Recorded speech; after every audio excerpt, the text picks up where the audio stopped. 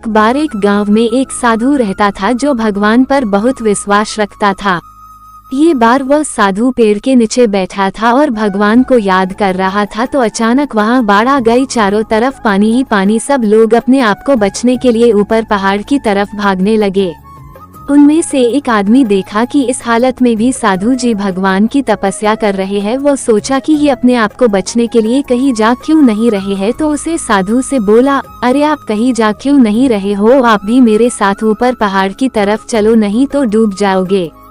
साधु बोले, अरे हमें क्या होगा, मैं भगवान की इतनी तपस्या करता हूँ, मुझे कुछ नहीं हो सकता, मुझे भगवान अपने आप बचाएगा।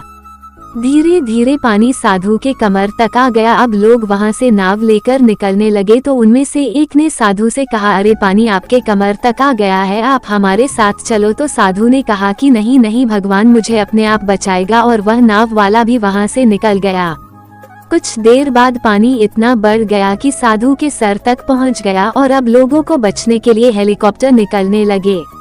एक हेलीकॉप्टर साधु के पास आया जो कि आखिरी हेलीकॉप्टर था। साधु के पास नीचे रस्सी फेंकी और बोला, इसे पकड़ो और ऊपर आ जाओ, नहीं आप डूब जाओगे, यह आखिरी हेलीकॉप्टर है और आपके पास में दूसरा कोई रास्ता नहीं है बचने के लिए। साधु ने कहा, ये रस्सी वापस ऊपर खींच लो और आप चले जाओ, मुझे भगवान के ऊपर पूरा भरोसा है, वो मुझे बचा लेगा।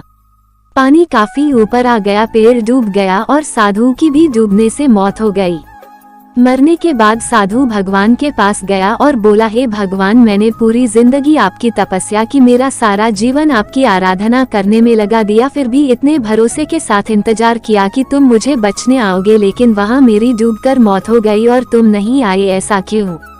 भगवान बोले, मूर्ख इंसान, एक नहीं 3 बार आया था, वो तीनों बार में ही तो था, पहला पैदल, दूसरा नाव के द्वारा और तीसरा हेलीकॉप्टर के द्वारा, लेकिन तुमने मेरा एक भी अवसर पहचान नहीं पाया, पता नहीं किसका इंतजार कर रहा था।